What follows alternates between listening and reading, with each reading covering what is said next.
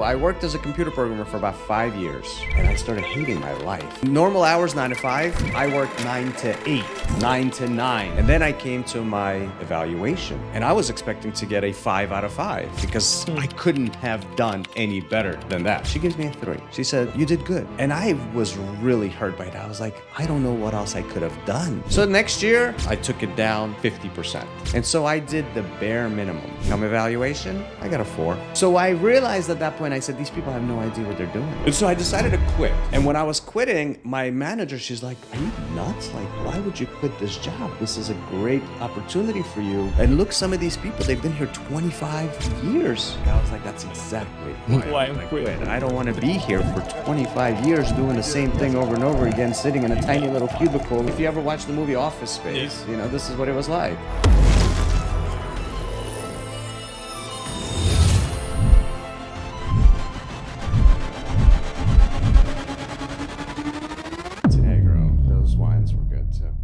Some wine tasting. Similar, yes, similar. Same region. Same region, old grapes, just a way of making wine. Macedonia is very small. Have you been to Macedonia? No, just Croatia, Montenegro. Montenegro. And Serbia. Okay, Belgrade? Probably, yeah. The capital, probably. Capital. What do you think of the Balkans? I mean, you guys, that was a beautiful piece of land of earth, you know, like, just gorgeous out there with the hills and the water everywhere. It's you spent the summer, right? Last year. We did a charter in Croatia, but prior to that, I also was on a cruise that also did the Croatian, Serbia and Croatian islands. Have you been to Greece? Oh yeah, Greece. We're going this year again to Mykonos and Santorini. Nice. My 2 favorite places. Yeah, oh, it's cool. Very colorful, good restaurants, good service. Yeah. So what we're doing this year, and this is the first time, I don't know how this is going to play out, but we're dropping off our children at a camp in Switzerland. I Summer guess camp. They're supposed to be good, right? Yes, it should be the best. Yeah. Problem is, like, my son's 9. He's, like, scared shitless of sleeping on his own. So I don't know how this is going to work out for him, but we're leaving, so... He has a phone, right? You want to... No. Okay. No? Okay. No. I mean, we'll give him his Apple Watch. He'll probably be calling us at night. My 9-year-old has no phone too. No, we're trying not to give him phones until he's like 13, 14. Yep. Otherwise, he's just going to be on his phone all day long. Playing games and not focusing on anything else.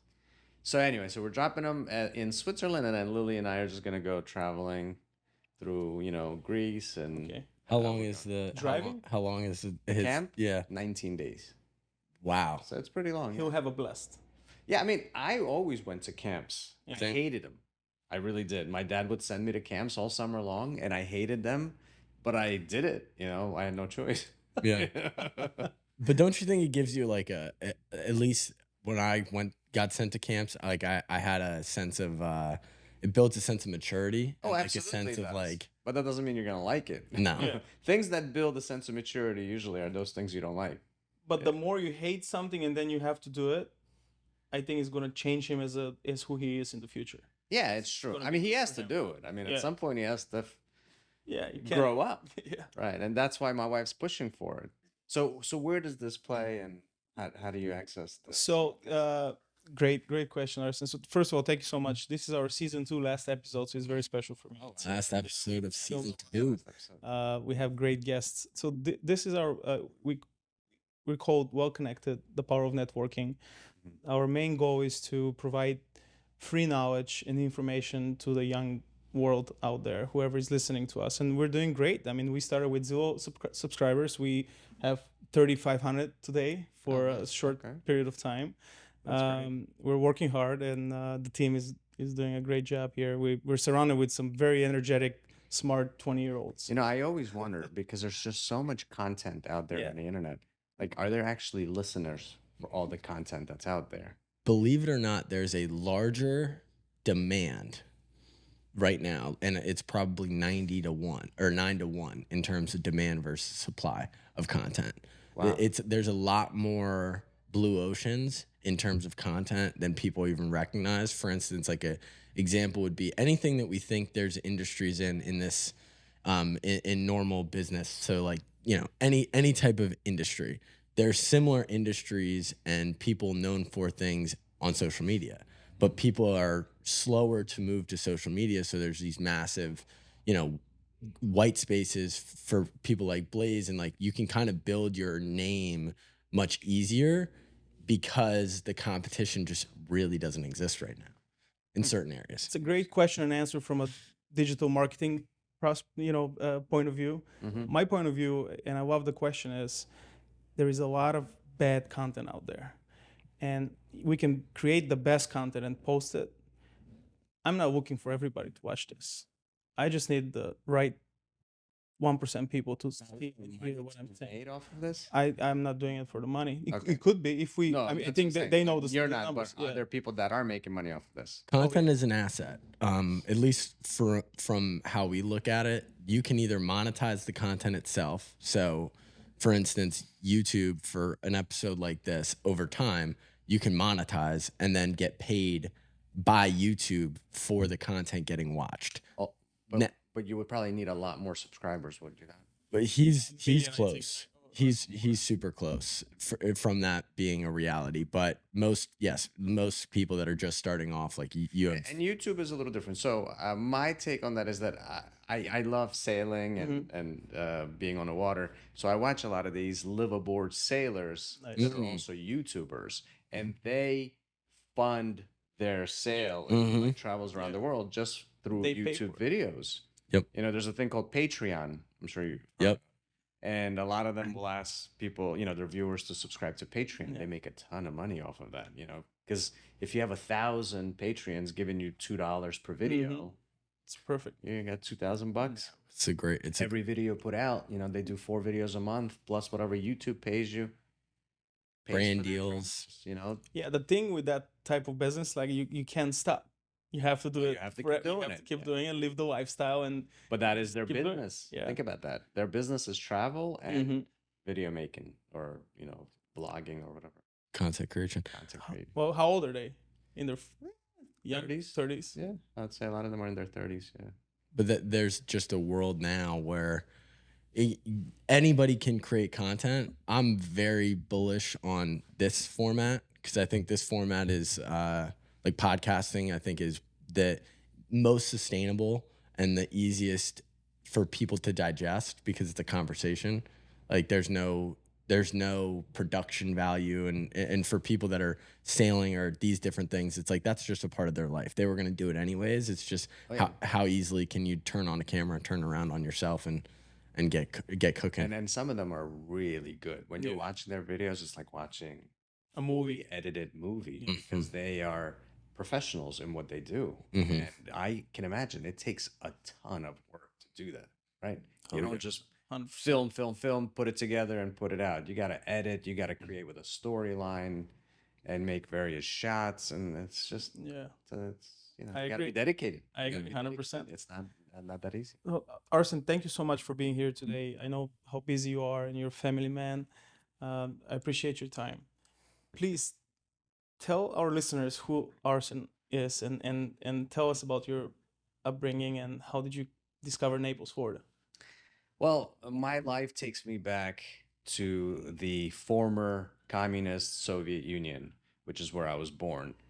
When I was 11 years old, and this was in 1991, my parents got the opportunity to leave Soviet Union and move to the United States, and that's what they did. They packed up all their bags of just clothing. Really, there was nothing else that you could really bring with you, so you couldn't bring money. They only allowed you to come with $90 per family member.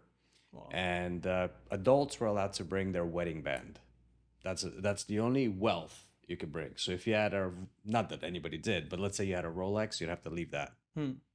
My little sister, she was 5 years old at the time. She had tiny little gold earrings on her ears. They took them off in customs before we were allowed to leave Soviet Union.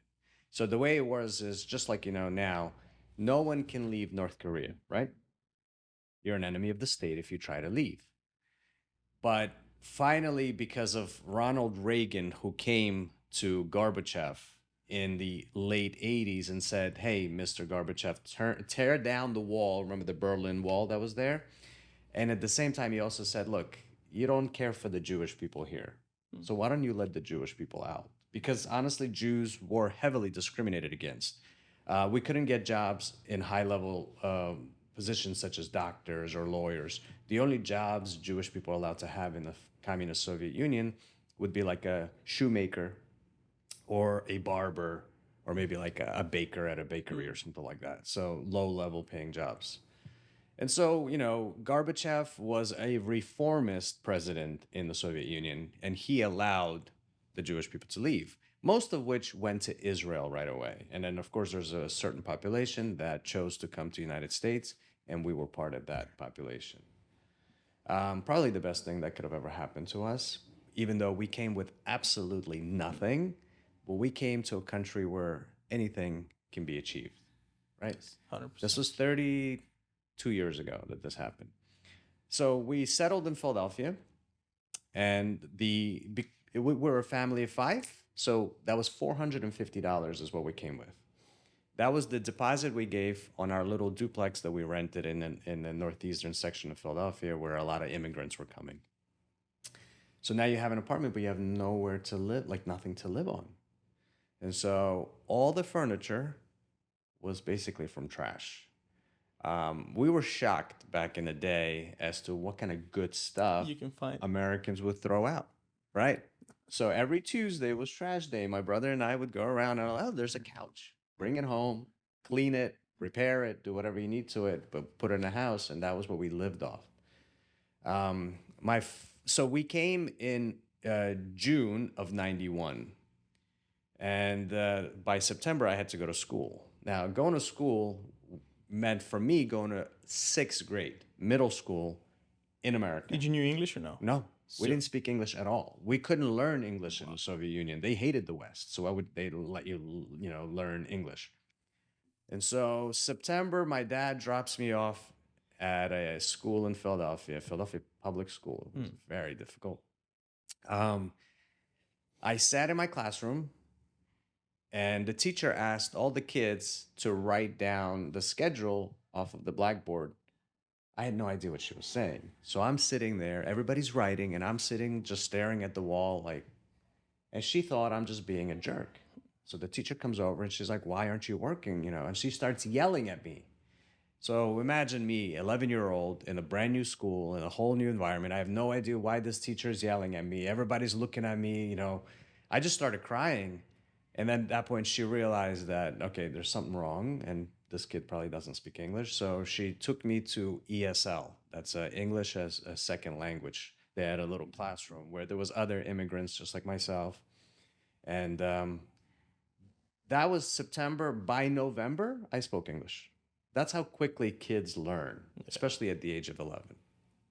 And a year or two later, I was probably writing better essays than some of the kids that have been in that school since the beginning, right? So Amazing. that's the dedication. So going through all of that, I think my dad bought me a computer when I was about 12 or 13 years of age. This was pre-internet days. I became a computer nerd, just like I think any kid would be, because that was, you didn't have cell phones to play with. So all my video games were on a computer, and That was your best toy. I didn't have Nintendo or anything like that. My dad would never buy that for me. He bought me a computer thinking all I'd be doing is like coding stuff away, but I was playing video games without him knowing. Of course. My very first business was actually on the computer. So for you young guys, that prior to the internet, the only way to connect with other people was using your little modem. Do you know what a modem is inside a computer? You ever hear those?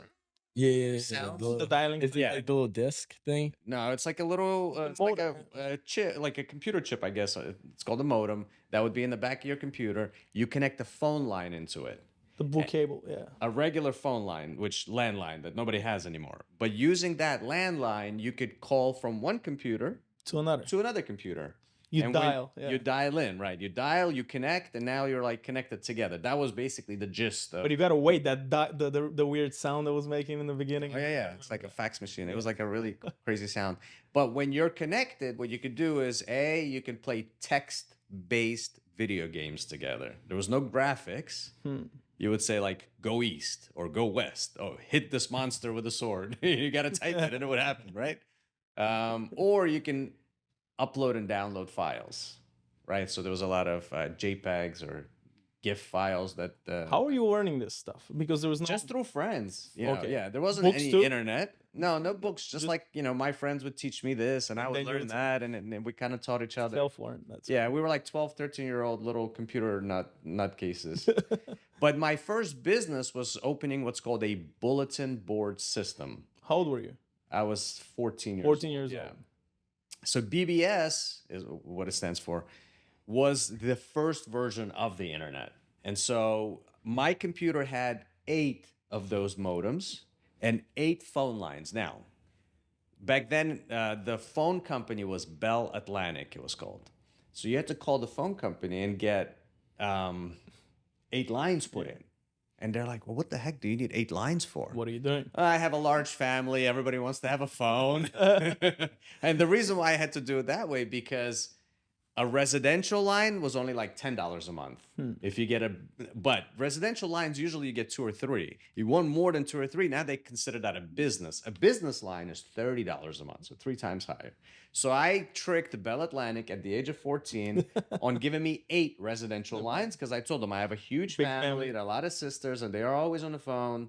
And so they need to be able to call. And so Bell Atlantic connected 8 phones. Now, with what that would do is it would allow 8 other people to dial into my computer. I would be the host, and I charge them $10 a month for that. And then when they're on my computer, they can, you know, download video games to each, like files or whatever, transfer files, chat, you know, play games and stuff like that. So that was the beginning of internet per se. So your first 8 clients you were like were- your friends, or Just people. just people?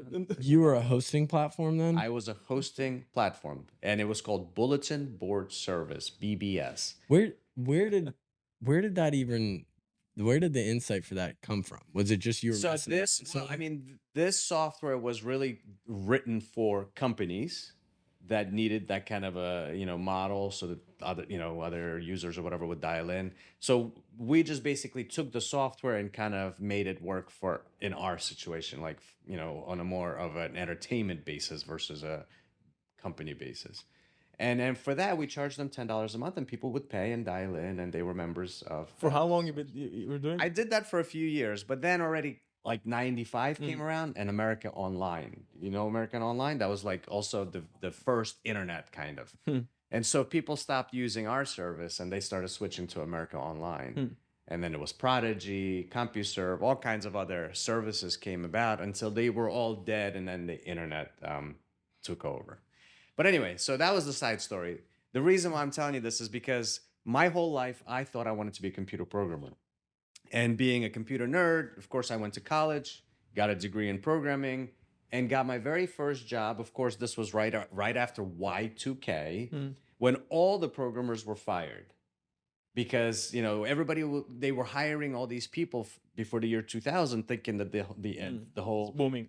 world was going to end. They thought once 2000 comes around, all the computer systems are going to crash. Do you know why? Or do you want me to give? They were probably Give a little born, bit of yeah. backstory. The You reason guys were being, born that year. Yeah. in order to save on memory space, all the programmers programmed a 2-digit year.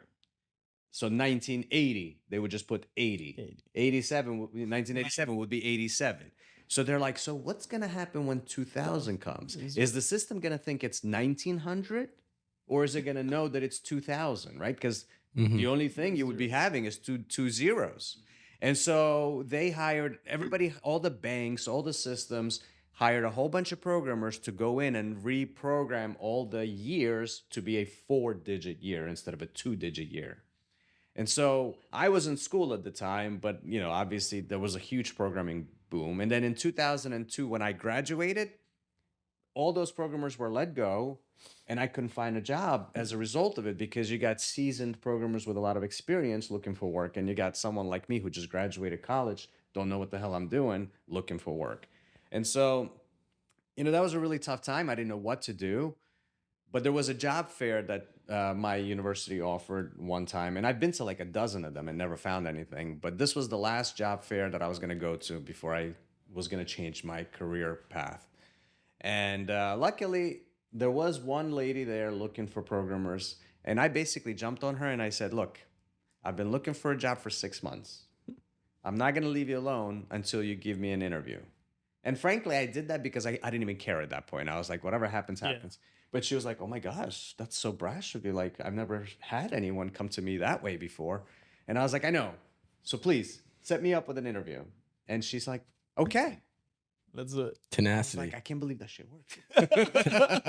Tenacity. Yeah, and it worked. And so she Surreal. got me the interview. I went through, it was like I had to go through three different interviews to get that job.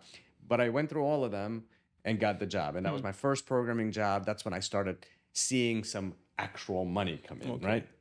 Prior to that, I was doing like $7 or $8 an hour jobs. And so I worked as a computer programmer for about 5 years. And I started hating my life because I'm sitting in a cubicle and all I'm doing is fixing code. This is still in your 20s, right? In my 20s, Yeah. early 20s. Yeah, I'm fixing code that other programmers screwed up. I was like, I didn't come to this country to do this, right? I mean, and I'm making okay money. I was probably making about $75,000 salary at the time. You have a nice car. Yeah, but it wasn't gonna give me the financial freedom that I really wanted and expected to be able to achieve in this country. And so I decided to quit. And when I was quitting, my manager, she's like, are you nuts? Like, why would you quit this job? This is a great opportunity for you. And look, some of these people, they've been here 25 years. That scared you. I was like, that's exactly Why why I I'm want to quitting. quit. I don't want to be here for 25 years doing the same thing over and over again, sitting in a tiny little cubicle and dealing with. It was like if you ever watched the movie Office Space, this is what it was like. So, but then she basically, when I told her, no, I'm leaving, she said, honestly, though, out of anyone here, she's like, I know you'll be successful. So I think, do what you got to do. And so I left. Quick question on that specifically. Yeah. What was your makeup that people could identify you were going to be successful? Because obviously the job interview is a great example of tenacity. 5 years, I really busted my butt over there. Yeah. But this is here. Let me tell you another reason why I decided that this wasn't gonna work out for me. My first year in that company, I was so happy. I put on my suits like Blaze is wearing today. And I was coming to work and I was going to prove to these people that they made the right decision by hiring Arsen, right? And so normal hours, 9 to 5, I worked 9 to 8, 9 to 9. Like I put in way more effort than any other programmer did. I learned everything I needed to do to be one of the best programmers in a group of 20 that we had on our team. And I really dedicated, because I was single, I didn't have no kids, right? I dedicated my whole life to this company. In the first year, I really will say that I've never worked harder in my life than I worked for that company. And then I came to my evaluation. And I was expecting to get a 5 out of 5 because I couldn't have done any better than that.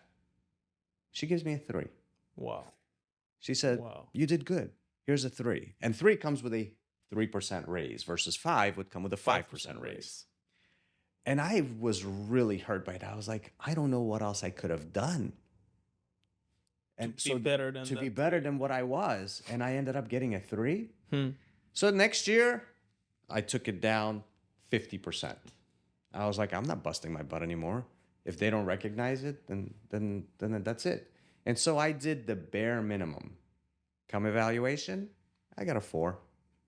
It's crazy. So I realized at that point, I said, these people have no idea what they're doing. Yeah. They're just putting numbers just to put numbers and just to document something. They're not even watching. They're not even watching. The first year when I really worked so much, they gave me a 3. Nobody was when watching. I didn't do anything. They gave me a 4. So I was like, okay, All right. So that's why I was like, this is not really a great career choice for me. And I was like, I felt inside that I could do more. I just didn't know what it was going to be. And so after quitting, I had a couple of bouts with businesses, some that didn't work out. The very first one was I opened a cell phone store. In late 90s, early 2000s, there was no iPhone yet. everybody had those flip phones, the Motorola's. I don't know if you remember those. Yeah. Well, I do. That makes me. There was a lot of cell phone dealers out there. Today, if you want to buy a cell phone, you either get it online, which wasn't available back then, or you go directly to AT&T or T-Mobile, to their corporate stores, and you buy your phone there. So those corporations didn't have corporate stores, so they worked with dealers, and I was one of those dealers. And so what would happen is, you'd come into my store and I'd make you sign a 1 or a 2 year agreement contract, and as a result, I'd give you a free phone, right? And the way it worked in the background is that phone that I'm giving you for free costs, like, to say $300, but AT&T would pay me $500 for signing you up for a year. And so I would cover the cost of the phone and still make $200 profit, And if I sell, let's say, 10 phones a day, that's good money, right? So people did do very well with it. For me, though, I was very young and naive and didn't know what I was doing. That was my first business. My biggest downfall was for Christmas the first year. I ended up buying a ton of inventory because I was expecting to be a very busy Christmas. However, it wasn't that busy. But then I ended up going on vacation with friends, and while I was away in Dominican Republic, someone broke into my store, stole everything. I had about $40,000 worth of inventory there. And again, the stupidity of me was that I didn't have any insurance. And so that was a big, big problem because the $40,000 didn't come from me. It was a credit. The way it works when you're buying these phones from your dealer is they give it to you on a credit line, and then you pay it off. As you sell. How old were you? 24, maybe 25 years. And Arsen, did you have a mentor or role model? No. While it was you? It was my dad, who was always like... Did you share the ideas with him before you jump on doing something like open a business? Yes, I did. However, I guess he didn't think about it either. He should have said, hey, make sure you buy insurance, right? I didn't think about it at the time. And certainly didn't even have the money to buy insurance or, it was a small little store. So yeah, that set me back big time because now I had to work harder to sell more to pay off that $40,000 line of credit that I had. And so it took me about two and a half years to get out of that hole. But for those 2.5 years, I really wasn't making any money. And then basically someone came in and they're like, look, we want to buy this location. So I know you have a lease. We're willing to pay you out from the lease. And so I had maybe like $20,000 worth of credit card debt. They paid that off as well. Nice. I walked out with a zero. Thank God. I didn't lose anything, but I walked out with a zero. Then I kind of hit up with my friend who was a web developer. And I was like, why don't we create a jewelry website? Because a lot of people are buying stuff on the internet now. And we could try to sell jewelry. Jewelry is a small enough product that you could ship easily. And we were actually going to do drop shipping, like not even have any inventory on site, but just like call the manufacturer and send it directly to the consumer. And around what time was this? Because drop shipping's huge. Probably 2005. Yeah. When drop shipping was actually competitively smart to get into instead of... Well, we ran into some problems with that as well. Because here was... people would come to our website and buy a $60 silver ring. Now, I called the manufacturer. They're like, oh, but we have a $300 minimum spend. So I'm like, well, how am I supposed to drop ship a $60 ring if I have to buy $300 worth of stuff? And so that was a problem we kept running into. And, obviously when you're buying 300, so now you buy a bunch of those rings and hope to sell more of them. But was there a chance, what's the chance of someone buying another ring just like that? So it created a lot of problems. But I also realized that in that kind of an industry, you need to have money to advertise. There's a gazillion websites out there. What's going to set yours apart from someone else? Now, we've done everything we could to get natural Google traffic, but it wasn't enough. No. You really need to advertise. And so had we had someone that was willing to invest, let's say, $50,000 into our business, I think it would have been a whole different story and we would have been able to make it work. But we couldn't find any. But that's just advertising money, right? Just to promote and grow traffic to the website. We couldn't find anyone, and so a year later, we ended up shutting that business down. So at that point, most people would be like, you know what? This was my bout Call it with quits. Yeah. entrepreneurship. It doesn't work. Let's just call it quits. Yeah. But not me. So now I'm sitting in front of my computer and I overhear my mom talk to her sister who lived in New York at the time. And her sister was working at an adult daycare facility. I'm like, that sounds it. What the heck is an adult daycare center? So here I'm always in front of the computer. I'm Googling. I'm like, oh, so this is like a senior center, right? Or like a day center for children, only for seniors. I was like, wow, this looks like an interesting business model. They pay $75 a day. I quickly did the math. I was like, shoot, I can walk away with a couple $100,000 if I had a little facility like this. And so I started researching, and more and more research went into it until I realized near us there wasn't a facility like that. But I also read that there's a whole bunch of baby boomers retiring, and so there was a huge need for senior Wave care. coming. So I was like, all right, how much money do I need? I needed about $150,000 to build a facility. How much did I have? Maybe like 30,000 of my own.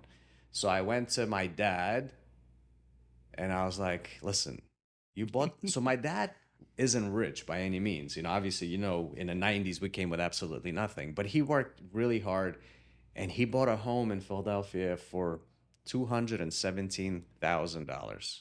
What can you buy today for that? Nothing. Doghouse or something. Yeah, a doghouse. But his house was about 3,000 square feet, new construction, 217,000 he paid. And then during the 2008 housing boom, not crash, like during the boom, the house value became 400,000.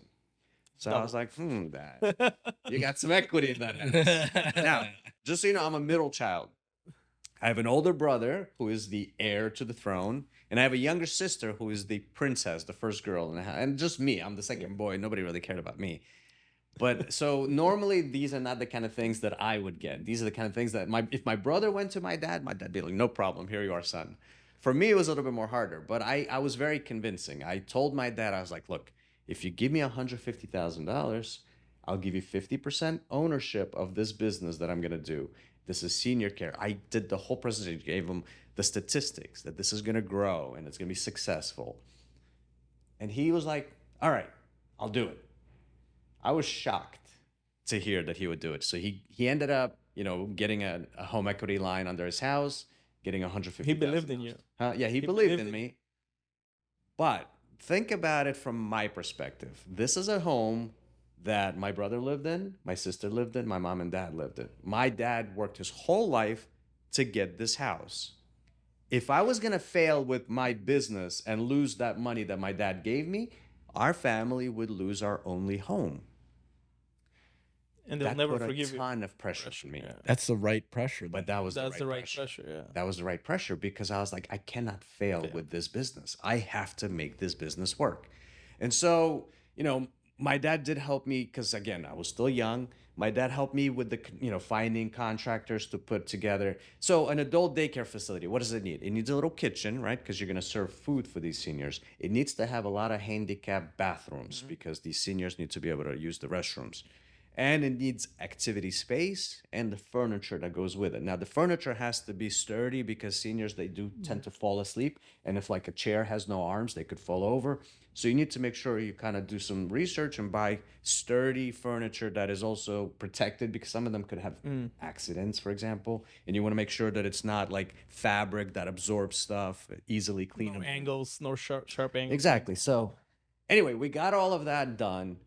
And in 2008, summer of 2008, I opened up my facility, and I called it Sarah Care. And the reason Sarah was because Sarah stood for Senior Adult Recreation and Health, which kind of summarized what that business did, right? We did recreation and health activities. We would have a nurse on staff, physical therapists, and stuff like that. All of this was like new to me, especially coming from a computer programming background. But I wasn't going to let I was like, if other people figure this out, I have to figure it out. So I would, at that point, thank God, internet was already a thing. So you can get a lot of answers online. And plus you call the state, this would have to become a licensed facility. And the state had information as to what I need to do, how to get it licensed and stuff like that.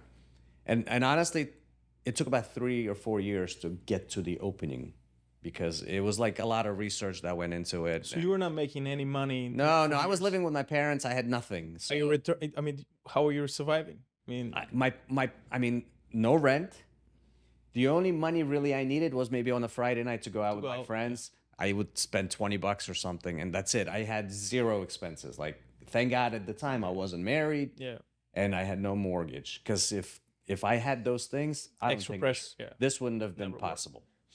And so, by the time we finished building, also we ran out of money. Like we really had no money, and so the staff. I hired my very first nurse. At the time, a licensed practical nurse was $16 an hour, and I was paying her $16. The landlord gave me 1 year of free rent because I renovated his property. yeah. And so I had no rent. The electricians, the crooked electricians that I had, ended up, because the space that I rented was 4,500 square feet, and it was the first level of an apartment building. So we had our own entrance, but above us was all, residential.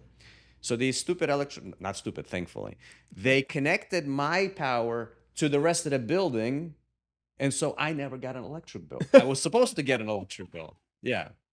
I love it. And so no one ever You never even knew. complained, though, right? Yeah, because it was connected, I guess, to the common area or whatever. And so even though I had my own meter, it never really moved. It was always zero.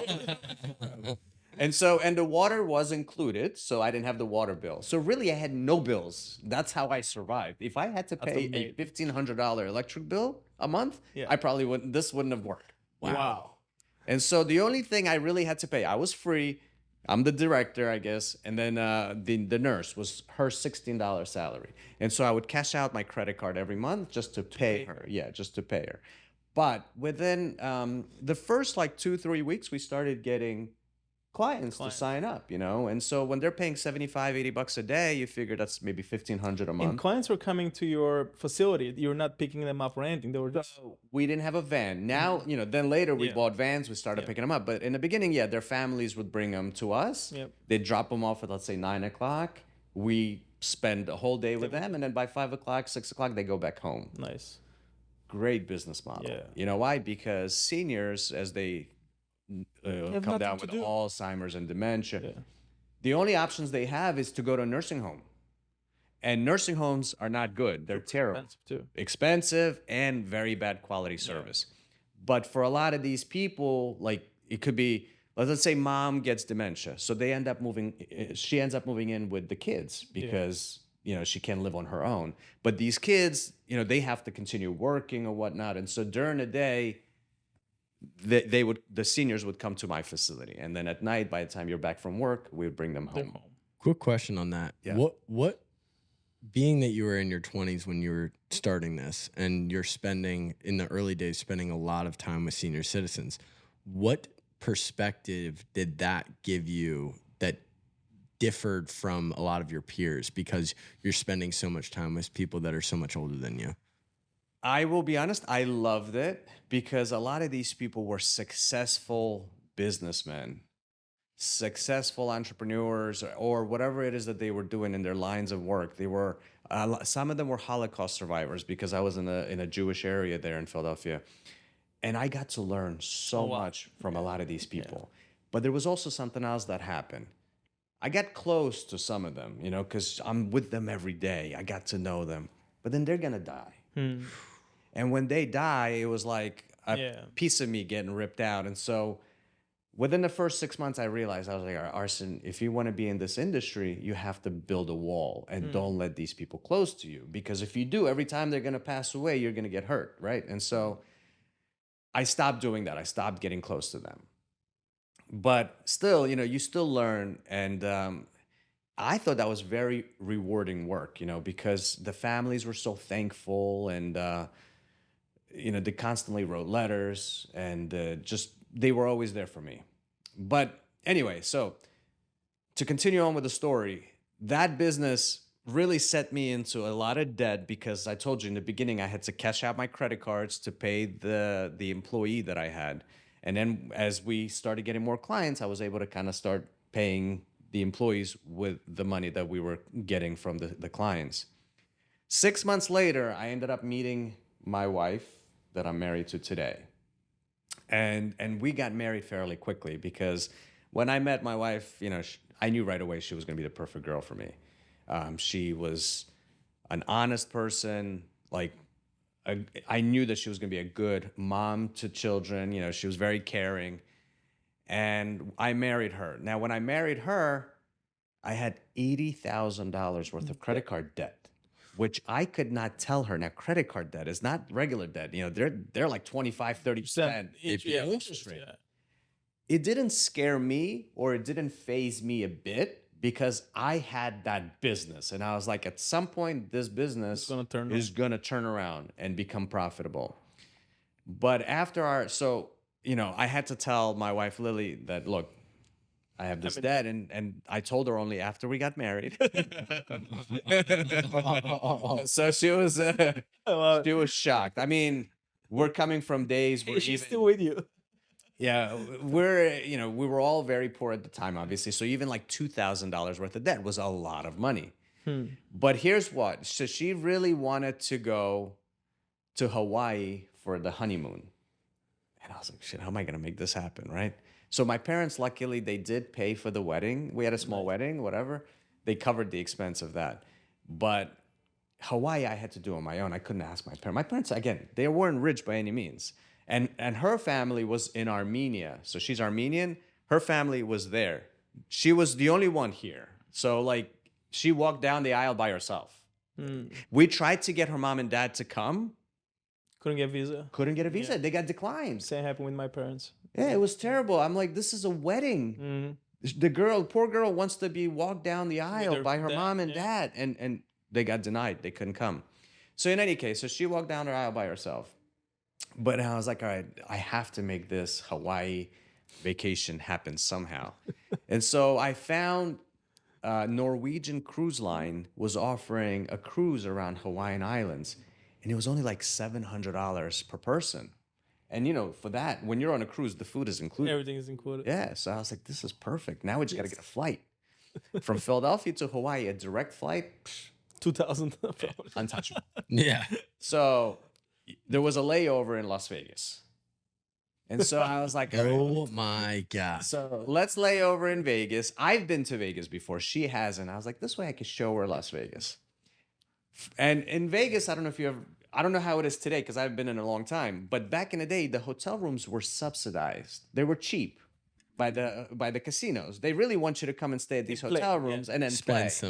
So for $200, I booked a hotel room at the Venetian. Venetian is one of the top hotels there. He's been to the Paris. And then we've been at the Paris. The restaurant, yeah, it's nice. So, but anyway, when I checked in, I told them, I said, listen, this is our honeymoon.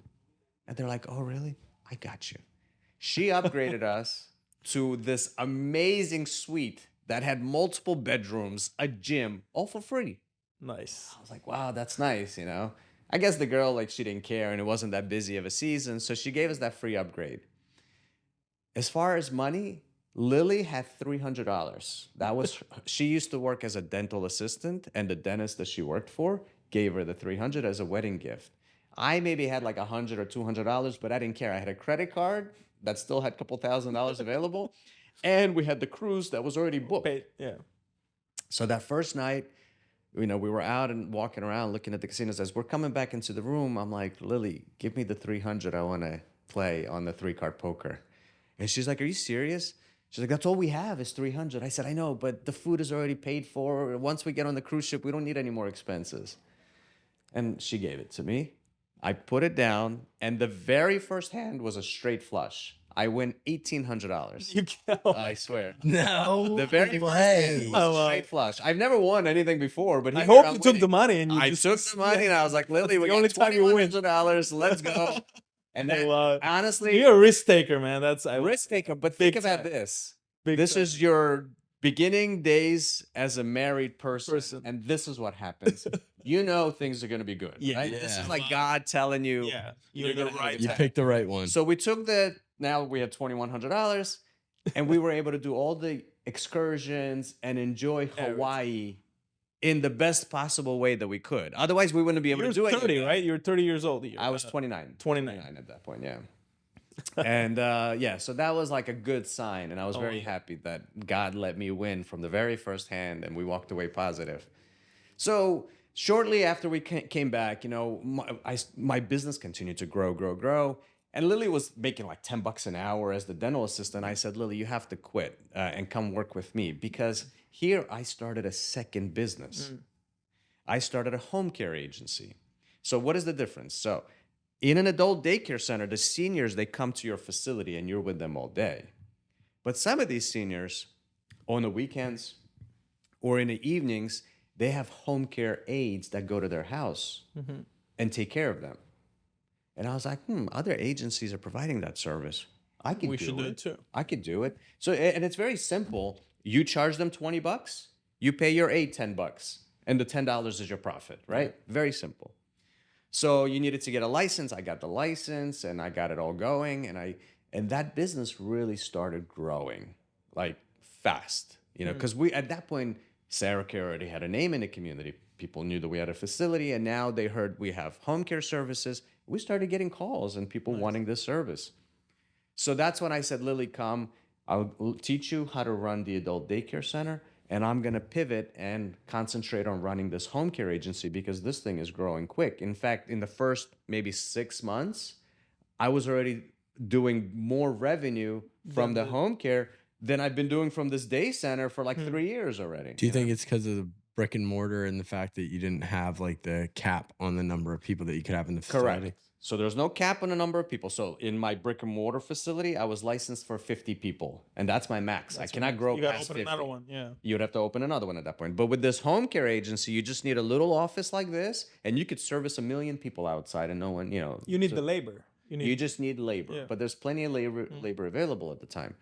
And so it started growing. And the reason why it grew quicker also than adult day center, well, guess what? Seniors have to get out of bed, get dressed, and come to the facility. too much work for them. For a lot of them, it's a lot of work, especially in Philadelphia where the winters are cold and icy. So you and offer the everything. convenience. So we send people to, you know, the nurses to go to their homes. Smart. It was a great idea. We started growing very fast. And if you ever watched the movie Wolf of Wall Street, and there was a scene where like you could see his office goes like from here to there, bigger and bigger and bigger. And all of a sudden, at some point, you look at an office where there's like maybe 1 million people working and you can't even see the end. That was basically my story because we started our home care from a little tiny room, about 200 square feet, where I had 4 cubicles. Then we quickly outgrew that, moved to an office space where it was 2,800 square feet. And I put at first 15 cubicles thinking I would never need any more. But within the first 6 months, had to add an additional 15 cubicles, had 30 people working, and that wasn't enough space. And then we ended up basically moving to a 6,000 square foot facility where I had 50 or 60 cubicles, and that wasn't enough space. And then I ended up just already renting a 16,000 square foot, no, 16,000 square foot building. huge office where I had like almost 100 cubicles, like 12 offices. That's The how American quickly, dream. within 6 years, that business grew. I had 2,000 people working for me. Wow. That's how quickly that business grew. My, you know, for me, the hardest part was keeping up with the growth, right? Here you have all this business coming in, but on this side, I have no space. I need more employees. I need to Did be you able ever to dream support about this? Like, did you ever? No, was I had that no your goal, idea. or you're just I going had day no by day? idea this was going to happen. Honestly, this was just when I opened this home care. My intent was, look, I have 50 seniors in my day center. Yeah. Why don't I provide services to them? And it'll be some extra funds, you know, extra revenue. Yeah. I had no idea that people from within the community are going to start calling me needing this service. And within 6 years, like I said, we grew to 2,000 employees. We had about 1,800 clients. And It's incredible. I started like raking it in. I didn't know what to do with the money that we had. I was like, this is crazy. So, of course, my wife was quite happy. Yeah. Even though She believed in you. She gave you the $300. Absolutely. So, Arsen, that's incredible story. and so then what happened was a private equity firm came and they knocked on my door. They're like, look, we want to enter the market here in Philadelphia in this industry. And the way we do it is we buy out companies like yourselves. I was the largest senior care provider in the state of Pennsylvania. Amazing. the largest in the state of, I'm not talking about Philadelphia, I'm talking about the whole Pennsylvania. state with 2,000 employees. So they really wanted me. But I was 38 years old. I had no intention of selling. And so I told them to F off at first, and they kept coming back. And I was like, and they just said, Arsen, just name a price. Just And I was like, I don't know. And I talked to my wife. But here's did you one return your thing. money, Huh? your dad's money by this time? Yeah. My dad walked away with like a couple $1 million. Okay. All right. So for his $150,000 investment, he walked away with a couple $1 million. He did good. Yeah, he He did did very good. But so here's what made me decide to sell. This is important. As I told you, I provided services for seniors. Now you said, what did you learn from these seniors, right? There was this one man that I will never forget. He was a Holocaust survivor from Romania. He was about 18 or 17 years old when the Nazis attacked their town and took everyone into concentration camps. And he said, we were such a happy family. You know, my dad had a small business. I had sisters, brothers. We were all so happy.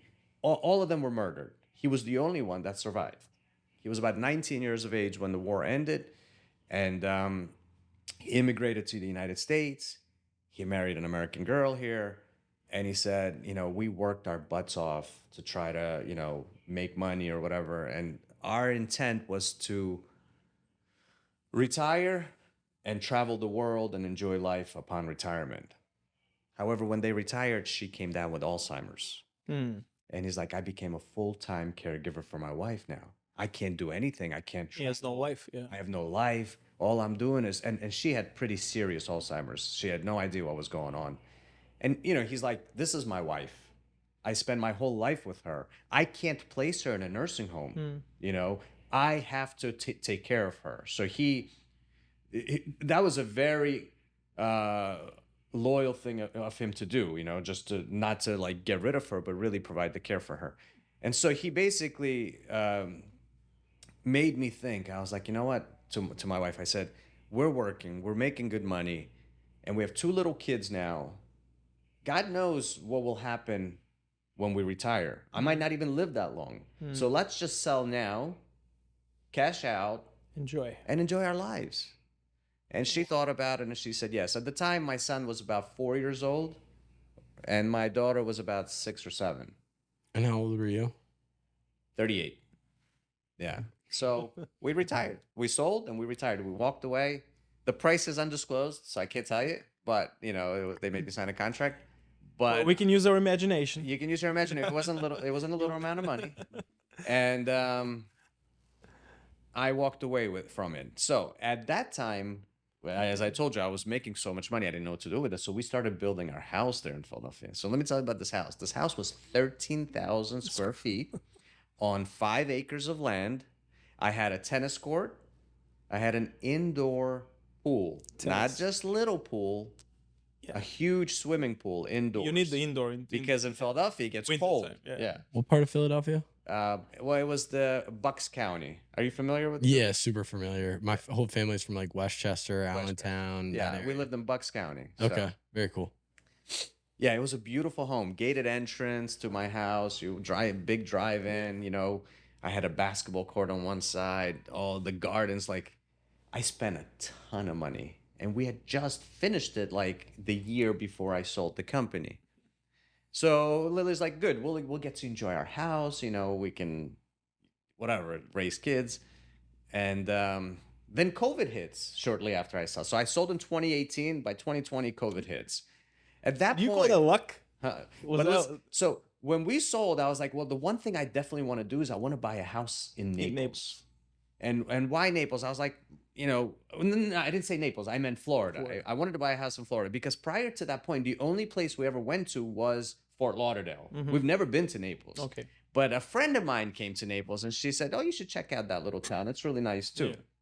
And so we did a house hunting tour, starting from Naples, then going to Miami, Fort Lauderdale, Boca. Delray, Boca, all the way to Palm Beach. Yeah.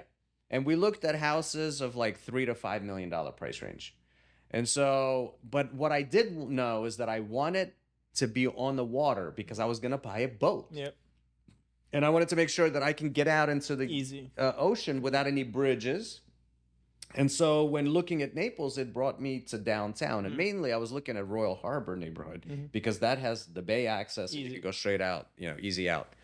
Anyway, so we looked at Naples, and this was 2018, right after Irma. Prices were fairly inexpensive. So the very first house I saw in Royal Harbor was a house I really, really loved. Then we come out here that evening. We go to Chops, I remember.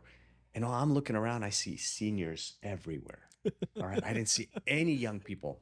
And I was like, Lily, we're going to have to live, we're going to have to be here around all these seniors, which was You don't okay mind for it, yeah, you us. don't We mind made money off of seniors, right? And I was working with them for the past 10 years. So I was like, this is a natural You enjoy thing spending for us. time with Yeah. them. And I really liked Fifth Avenue because you got the palm trees wrapped in lights. It was really beautiful here. The food at Chops was good. And I remember asking the waiter there, I was like, are there any young people in this town? Because honestly, I have a video. I can show you. The video was only old people.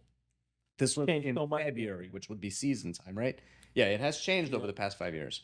But he told me, he's like, well, if you want young people, maybe the bar scene at Ocean Prime, maybe, or you got to go to Mercado. There's North Blue Naples. Martini. Yeah, Blue Martini. I was like, okay, well, that's fine.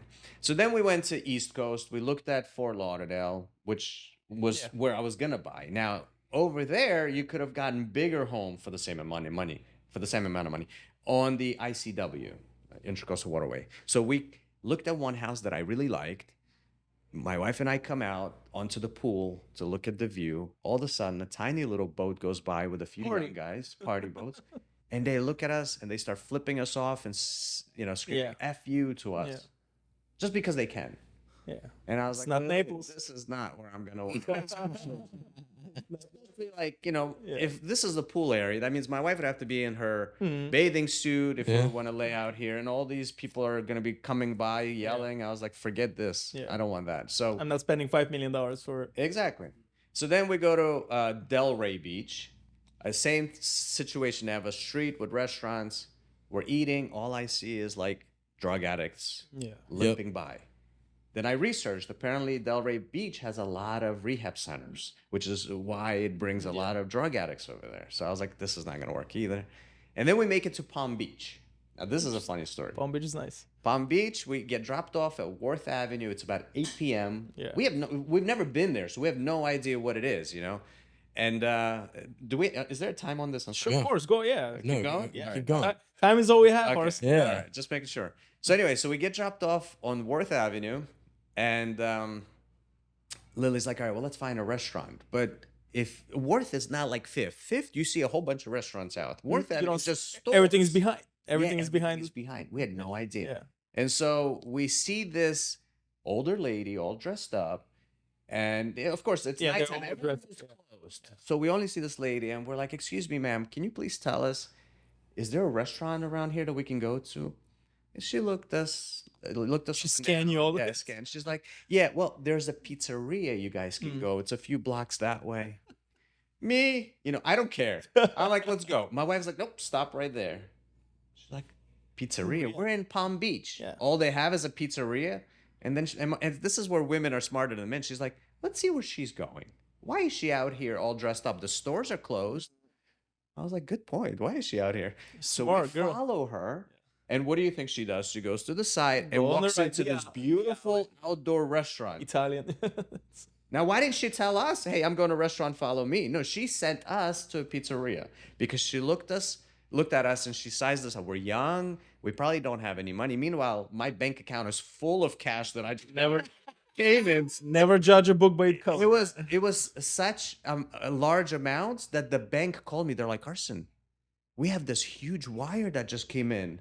They thought it was a mistake. I was like, no. Oh, actually, no, I played it. It's like, really? What kind of wire? I was like, wait, were you not expecting it? No, I'm just kidding. I was expecting it. It's a sale of a business. So anyway, I felt like I was at the top of the world at that point. But here, this woman is going to send me to a pizzeria because she didn't think I can afford If dinner. she is listening, I really thank her that she Yeah. helped you So, move to Naples. Exactly.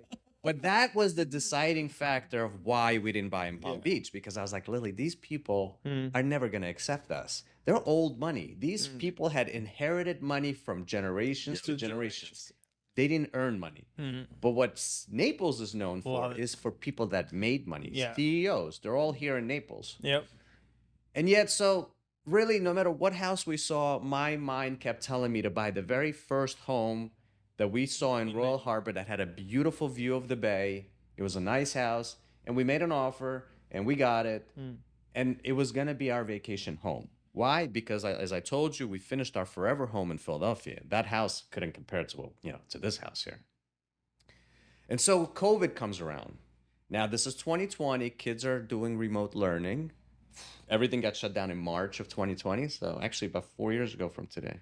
Yeah. And by April, I was like, Lily, let's just go to Naples to our house because it's warm at least. Here it's freezing in Philadelphia and the kids are doing remote learning.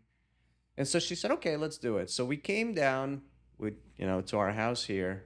I'm loving it. It's Naples. No masks. Sun. And then all of a sudden I realized, I didn't even know this, but I realized that Freedom. COVID doesn't exist down here. Freedom town, yeah. my brother's calling me and I'm like, oh, I'm at a restaurant. He's like, how are you at a restaurant? Everything is shut down. Without my mask on. I'm like, no, well, here nobody cares. It seems like all the restaurants reopened right away. So that was perfect for us. Yeah. It's a win-win. Yeah, it was a win-win. So then now our still plan was to go back. So July comes around, I'm walking in my neighborhood and this neighbor of mine, he's like, hey, I'm Dave, nice to meet you. It's so nice to finally have people living in this house. This house has been vacant for many years. I'm like, no, we're just here for the summer. We're about to leave. He's like, leave? Why? I'm like, well, what do you mean? We have to go home. School's going to start. He's like, nobody leaves Naples. People are coming here and moving here. I'm like, I know, but I have family. He's like, family? They're going to come visit you all the time. This is where people come to Florida. Yeah. I'm like, yeah, but school, my kids go to private school. He's like, have you seen Community School of Naples? Yeah. Not really. He's like, well, go check it out. And then he's like, is there a job that's holding you? I'm like, well, not really. I sold my company. I'm not working. So he's like, this is perfect. You got to move. He convinced me to move. I love it. So you still know the guy? You still know the guy? Yeah, I'm still friends with him. So I come to Lily and I was like, Lily, this guy's telling me we got to stay here. And, you and I really do like it. But she's like, yeah, but we have our home over there. I'm like, it's okay, And she's like, what about the school? I said, well, he's told me to go check out this Community School of Naples. And so we take a drive out there. And I don't know if you've ever been. It's a huge campus. Private security entrance. We didn't have any of that in our private school. Great vocation. We had one tiny little building. That was it. I was like taken aback. I was like, this is amazing. I feel like this is like Harvard here, So I was like, let's sign up our kids here. And we basically made a deal to try it for 1 year. Perfect timing, though, too. It was perfect timing. We made a deal to try it for 1 year, and she said, okay. And we were going to say, if we don't like it after 1 year, we're going to go back. Risk taker again. Yeah. And of course, the rest is history because, once we went to school, at that time, a lot of people had moved to Naples. The community here. And so everybody left their friends and family wherever they came from, and they were all eager to make new friendships. Yeah. And so we made a whole bunch of really good new friends all at the same time. So we started getting busy, going to dinners, going to parties, going to galas, doing this, that, the other. And it just became a whole life for us. At that point, I went and I sold my house because there was no point keeping a huge property sitting like that. I had a 300-gallon a reef tank aquarium in there. Oh my, the upkeep on that. Oh, it's by the way, the plumbing and all the maintenance that goes into it. So on the first floor was my aquarium. Down in the basement, I had a whole room full of equipment. Reef tanks are extremely difficult to upkeep because I'm growing corals on top of keeping saltwater fish. You need a full-time guy to just work on that tank. Exactly. I was doing most of it when I was there, but once I left, and by the way, if you're not watching, those things can overflow and flood your whole house, But do you connect to the fishes? Like, do you talk to them? Like, I didn't talk to the fishes, but I was... There's people there. Yeah. I really love that stuff, Like, that was my hobby, and I spent a ton of money, probably $100,000 on that aquarium. Yeah. Because it was top notch.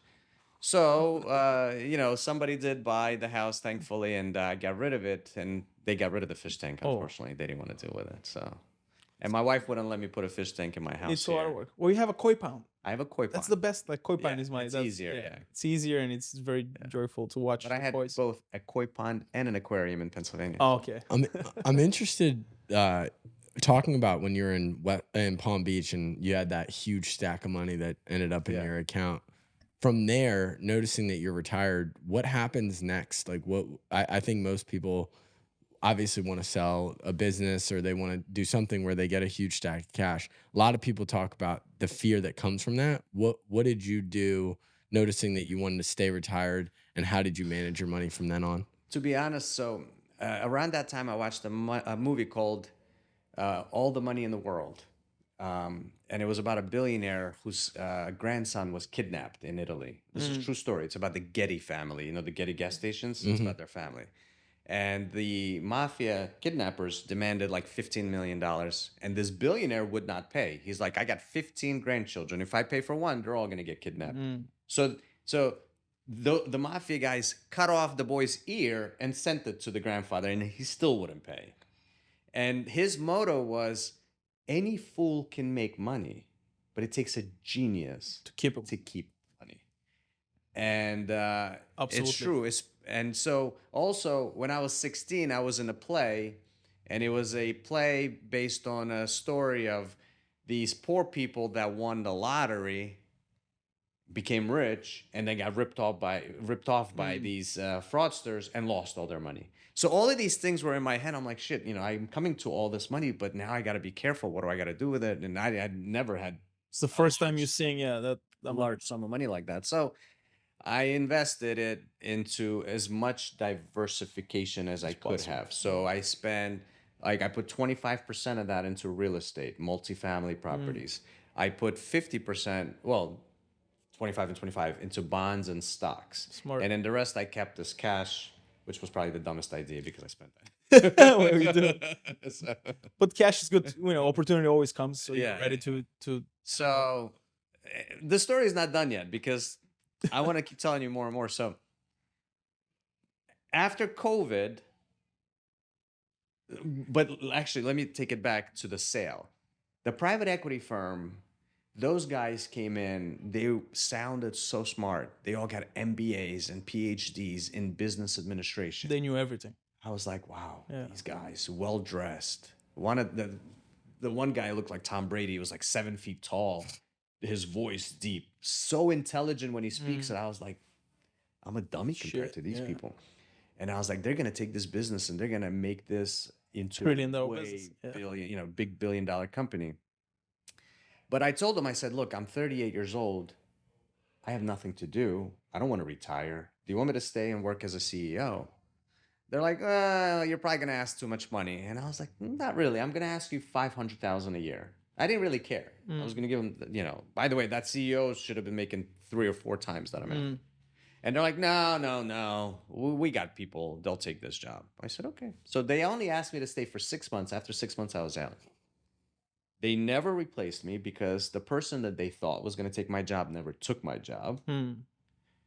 They kept putting in all these consultants to do the job who had no idea what they were doing. And not only that, my top level management team, they were like, well, these people are only going to be loyal to Arsen, so they're never going to do a good job for us. We got to get rid of them. Oh, stupid. Wow. Why? For people that I thought were the smartest people Why? in the world, Wow. ended up being the dumbest people in the world. They didn't keep any of my management team. Typically in these kind of situations, what happens is they say to the managers, here's $100,000 bonus, you stay. They. And Because you know what We you need do. your it's loyalty usually in the with us contract too, right? It's in the contract of the sale. I said, why don't you guys do that? They're like, we got people. You can't buy that loyalty. Yeah. They've been there since day one with you. The next dumbest thing they could have done was rename the company. They didn't keep the name SarahCare. They called it Caregivers of America. That was That's the something name. you could have negotiated with the sale to never change the name or something. You could have. I didn't really care. Whatever they do next wasn't even my problem at that point. So they're like, no, we already have another company that we bought that has the name Caregivers America. We're gonna combine it with you. But what they did was really, so when they were buying me, you have to understand, they really wanted the home care business. Because that's where I have 2,000 employees. That's where all the money is. Daycare, remember, like you said, is limited by your walls. Daycare probably made about $1 million a year Yeah. versus the other one probably made about $20 million. Yeah. So they really wanted the home care. But they ended up buying both. And they renamed the home care to be in line with the other businesses that they had to be Caregivers America. And they kept the daycare as Sarah Care. Yeah. So here's what happens next. COVID shuts down the daycare, right? Because it's a facility. All facilities must shut down, especially where seniors are, because COVID spread so quickly. And this is how long after the sale? 2018 I sold, 2020 COVID started. Okay, 2 years after. Yeah. For 1.5 or so years, the adult daycare facility was shut down, wasn't operating, Didn't make a single buck. didn't make a single buck under their ownership. The home care probably dropped to about 50% of the business from what I sold during the same time frame, but it's still operating. So here's what happened. They call me. I love this. They're like, this day center, we don't It's not really doing want it. it. It doesn't fit our business model. We want to unload it. Would you like to make an offer? No, I don't, because I know the daycare in itself is not as good of a business as the home care is. But here, they don't want to sell the home care, right? They want to hold on to that. They want to sell me the day center. So I thought about it, and I was like, all right, fine. I'm going to give you $100,000, which, by the way, is not even enough to build a facility. Yeah. To build a new center like that today is about 500 grand. And it came with 4 handicap accessible vans that were valued at $150,000 between the 4. Just the, So I made them an offer at $100,000. They're like, "Oh, Arsen, this is so little." But I'm like, "Look, what am I buying here?" yeah. Yes, they reopened, but it was only serving 20% of the population that it was serving before, because most of the seniors already passed away in a year and a half or whatever. And I was like, "You have no business. You're in a negative, and all this stuff, the furniture, it's all old already. It's all depreciated. What am I getting?"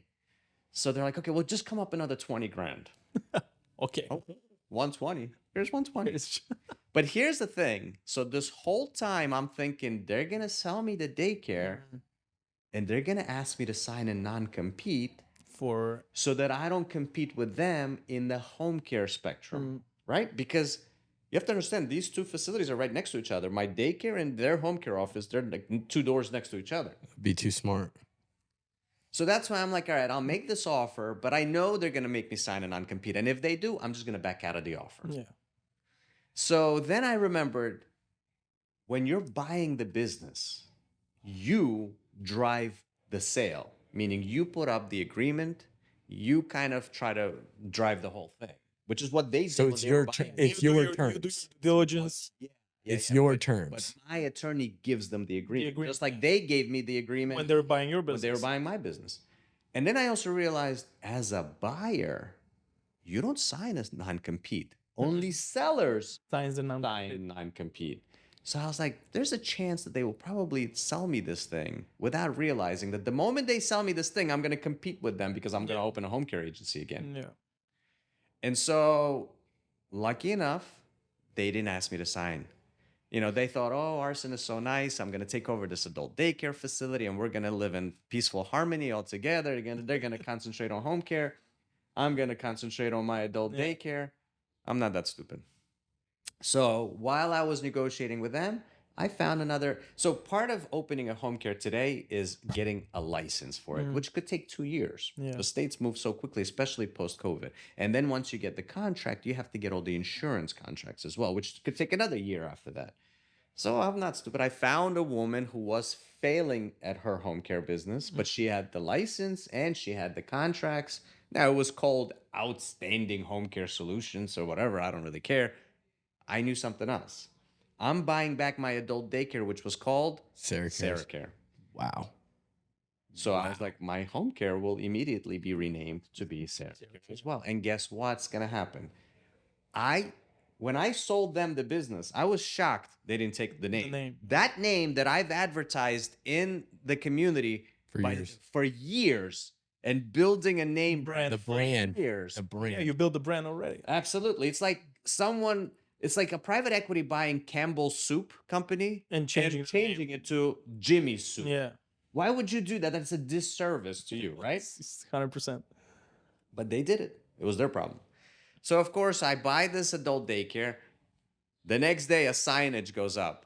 Sarah Care, adult daycare and home care. Boom. I get a letter from their attorney immediately. We understand that you just opened a home care and you intend on competing directly with us. I'm like, yeah, what are you going to do? You have no contracts that state otherwise. That I can't do that. And they couldn't do anything. They screamed and they hollered, and the main manager who signed off on the deal was fired by the PE firm for doing that.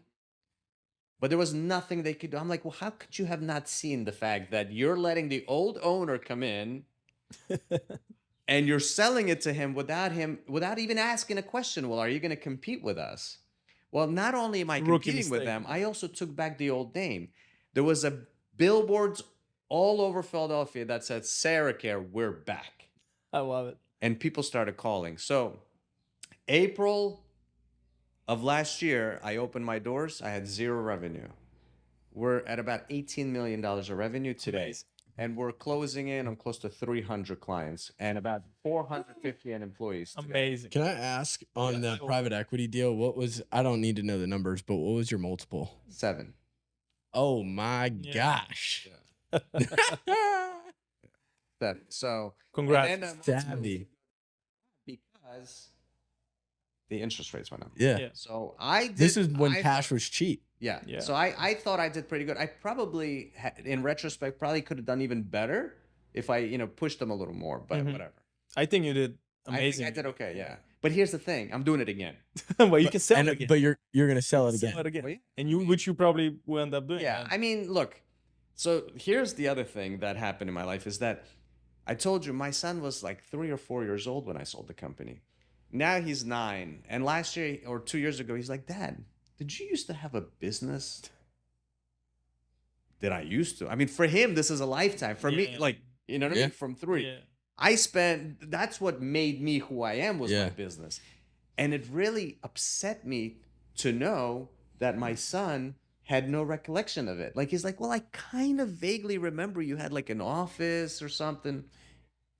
And I told Lily, I was like, listen, we got to fix this. Yeah. And that's when the opportunity to buy came up. I was like, I'm going to buy just so I can show my son. And he can see you grinding and still working and doing it. You show by And example. he was very happy that we ended up buying, the business back. So he came a couple times. He travels with you when you go, like, He doesn't Another anymore, couple but he weeks? did a couple Yeah. of times, just to see it.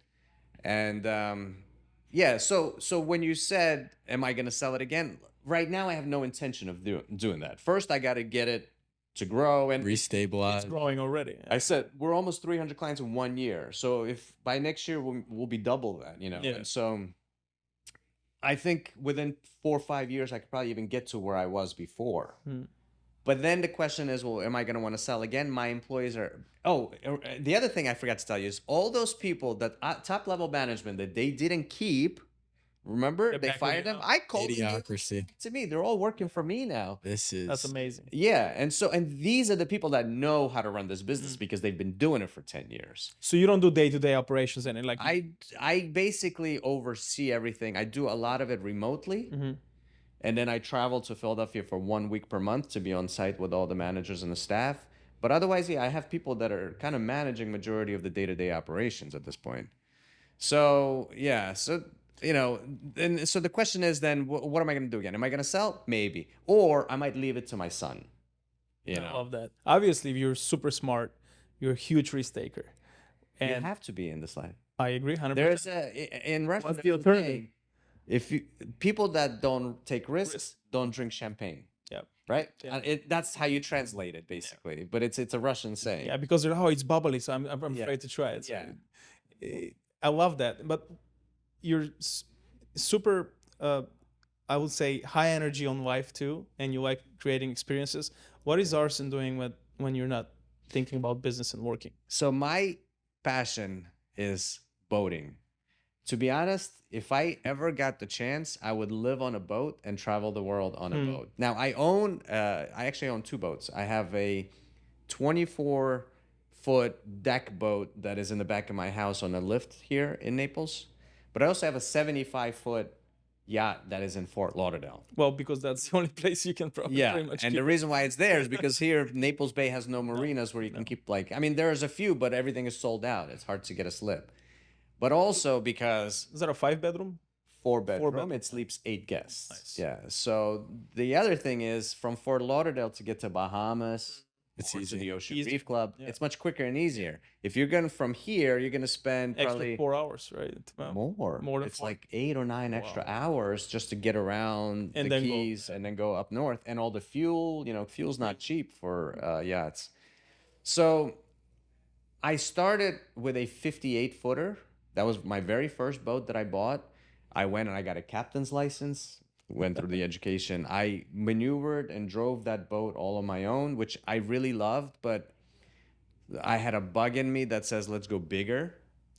So during COVID, I ended up buying a 68-footer. But then the insurance was like, well, no, you can't drive that on your own. You have to get a full-time captain, which kind of killed it for me because I really enjoyed doing it You myself. have staff there too, right? You have to. Well, I have a full-time captain, yeah.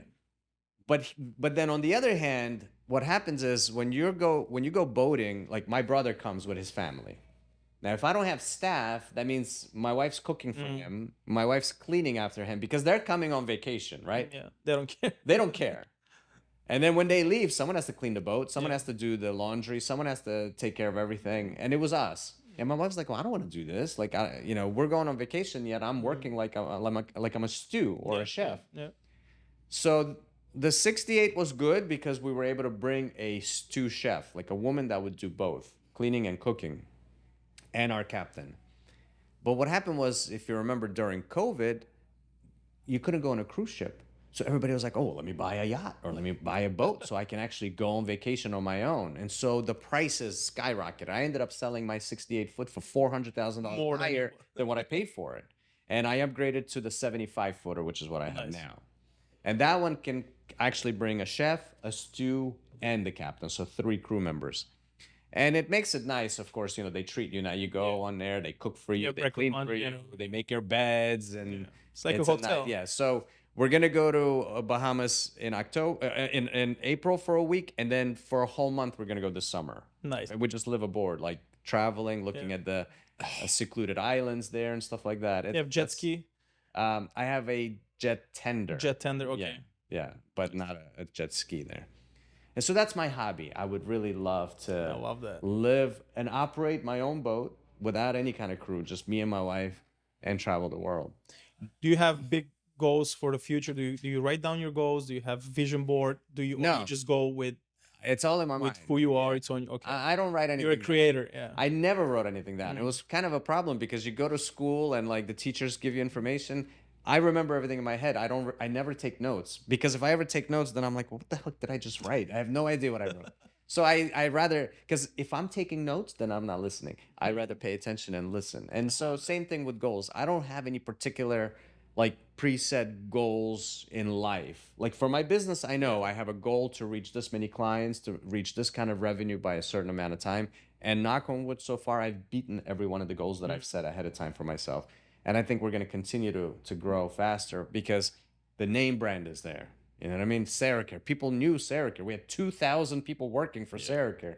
And they all have friends. They all knew. So most of these people are calling, which, by the way, these are the clients that I sold to the PE firm.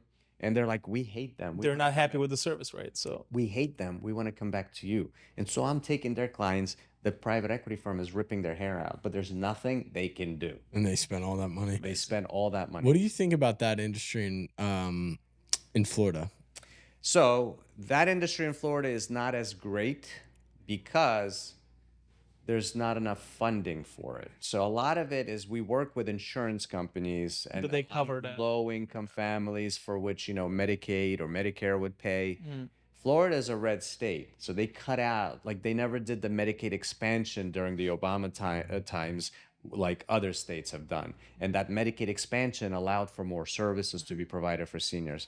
In Florida, you would really have to work off of the private pay market, which is a lot more difficult because it's easier for someone, like let's say you're going to get a prescription. If you know you have to pay, you might not get it. But if it's covered by insurance, you're going to get it. You're gonna Same thing. Hospitals, people just want insurance to pay for everything. Nobody wants to pay themselves for anything, healthcare related. Although I believe the adult daycare business facility would probably do well here. And I might consider at some point opening one up here in Naples because there are a lot of seniors. The only thing that I'm concerned about here in Naples in particular is the seasonality. I don't know, a lot of these seniors leave for the summer. Yeah. And my business would rely on that. You will have a drop for sure. Kind of be bad for the summertime. business, So I'd have to consider all of that. Well, thank you so much. You shared an amazing story with us. I'm sure a lot of our listeners will be so inspired by and motivated. I hope, one day this story will create more successful people from the young generation in the future. That's good. And the only thing I'll say is when things got me down and when I felt like I can't figure this out for the life of me, the only thing that kept me going was I knew there were others that had done it. And I kept saying, they're not any smarter than I am. And if they can figure this out, I can figure this out. Okay. And so that kept me going and it kept giving me the energy to continue and not give up and figure stuff out. So always remember, if others can do it, you can do it. They're not any smarter than you. I agree 100%. Kept me going. 100%. That is so That kept good. me going as well. But also, for me, my business was my baby. I put my heart and my soul into it. And my clients saw and recognized that. When they see that you're passionate about it, it's not just about money. It certainly wasn't about the money in the beginning. It was all, and still it is not. I did it because I really, truly loved what I was doing. And I cared about every single client. I knew them by names. I treated them with utmost respect. Yeah. People saw that and they wanted to be a part of it. It's in the details. Yeah, it's in the details. In the details. Yeah. So you got to give it all. You're 150%. There's no half-ass. I tell my kids all the time. That's a half-ass job. So what's a half-ass? So you got to do it. If you do it, how you do anything, it's how you do everything. And I live by that. Absolutely. It's golden. Well, thank you for we having appreciate me. you, man. It's such a special episode. It's a wrap for our season 2. Thank you, guys. Thank you so much for your time, Arsen. No problem. Thank you. I really enjoyed this. Thank you. Awesome. It's a wrap.